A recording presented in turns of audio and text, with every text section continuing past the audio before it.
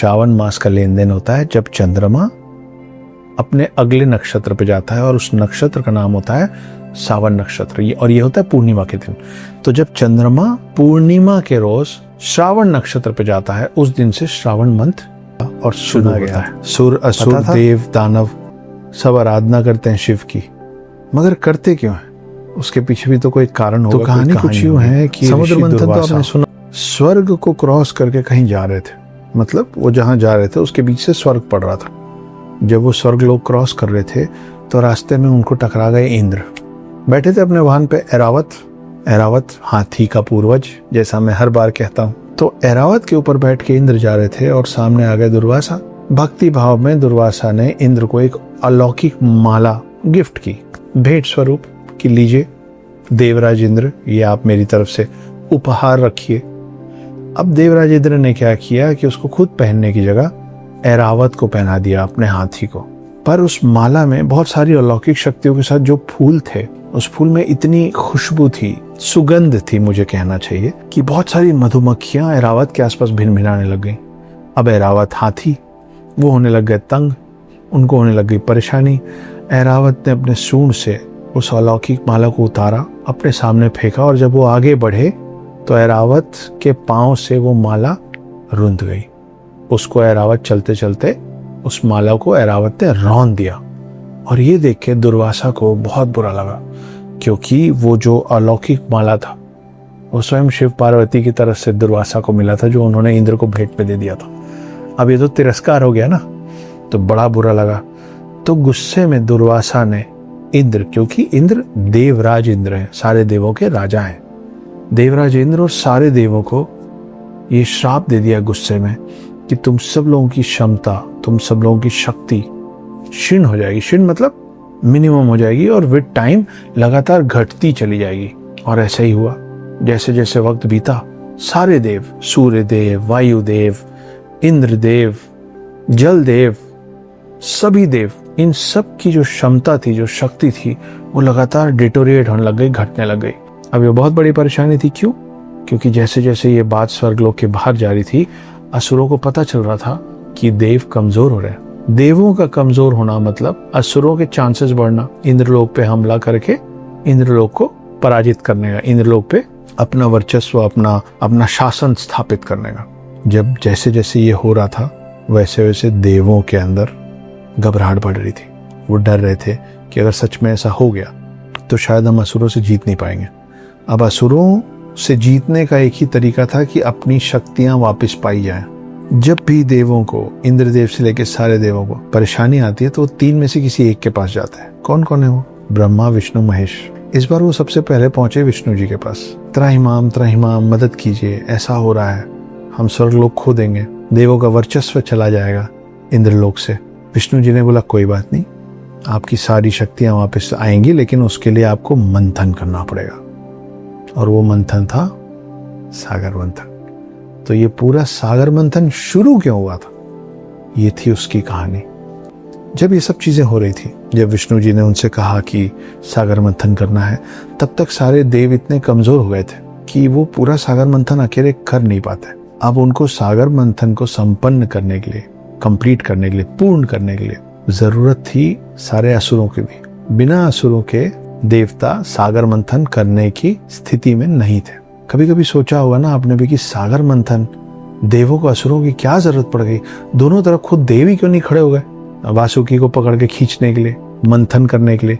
कारण था ये कि उस समय देव इतने कमजोर हो गए थे कि बिना असुरों के मदद के वो सागर मंथन हो नहीं सकता था। और सागर मंथन से जो सारी चीजें निकलने वाली थी, उसी से सबकी शक्तियां वापस आने वाली थी। तो ये कहानी थी सागर मंथन की नहीं, सागर मंथन होने के पीछे की कहानी। क्यों हुआ था सागर मंथन? अब जब सागर मंथन शुरू हुआ तो एक नई परेशानी हुई कि सागर मंथन में जो सबसे पहला पदार्थ निकला वो था हलाहल, मतलब विश्व का आज तक का सबसे खतरनाक जहर। इतना खतरनाक विष कि उसके सिर्फ स्मेल से, उसमें से जो धुआं निकल रहा था, उसी धुएं से त्राही त्राही मच गई पूरे विश्व में। देव उस दुर्गंध से गिरने लग गए, पशु पक्षी गिरने लग गए, मरने लग गए। कोई भी, चाहे वो सुर हो, असुर हो, देव हो, दानव हो, कोई भी उस विष के आसपास भी नहीं जा पा रहा था। वो इतना ज्यादा विषैला था, जिसका नाम था हलाहल। अब वो सोचे अब कहाँ जाएं, किसकी मदद मांगे। विष्णु जी की मदद मांग नहीं सकते थे, क्योंकि वो कूर्म अवतार में उसी सागर मंथन में नीचे लगे हुए थे, तो वो तो वहां थे नहीं। तो ये सब भागे ब्रह्मा जी के पास, क्योंकि ब्रह्मा ने तो पूरा ब्रह्मांड रचाया है। तो हलाहल को शांत कैसे करें या उसको कंज्यूम कोई कर ले, उसके लिए ब्रह्मा जी से अच्छा कैंडिडेट कौन हो सकता है। जिसने ब्रह्मांड बनाया होगा उसी ने हलाहल बनाया होगा। तो ब्रह्मांड बनाने वाले को जिसने हलाहल भी बनाया होगा, उसको पता होगा कि हलाहल को वश में कैसे करना है, विष को वश में कैसे करना है। जब वो लोग पहुंचे ब्रह्मा जी के पास, तो वो चौंक गए, क्योंकि ब्रह्मा जी की भी हालत खराब हो चुकी थी। ब्रह्मा जी के ऊपर भी हलाहल का असर हो रहा था। फिर भी वो गए और ज्यादा डर गए, घबरा गए कि जब ब्रह्मा इसको नहीं संभाल पा रहे तो पूरे विश्व का, पूरे पृथ्वी का, पूरे ब्रह्मांड का विनाश निश्चित है। फिर भी वो गए ब्रह्मा जी के पास और पूछे कि क्या करें, कोई तो उपाय बताइए। तो ब्रह्मा जी ने कहा कि एक ही शक्ति है इस पूरे ब्रह्मांड में जो इस हलाहल को, इस विष को अपने वश में कर सकती है, और उसका नाम है शिव। आपने कभी सोचा है शिव और शव का फर्क कितना कम है? शिव में से ई की मात्रा हटाइएगा और वो शव हो जाएगा। वापस आता हूँ कहानी पे। सारे देव पहुंचे शिव जी के पास मदद मांगने कि हे महादेव मदद कीजिए, ये वो घड़ी है, ये वो वक्त है जिसमें न विष्णु हमारा साथ दे पा रहे हैं और न ब्रह्मा।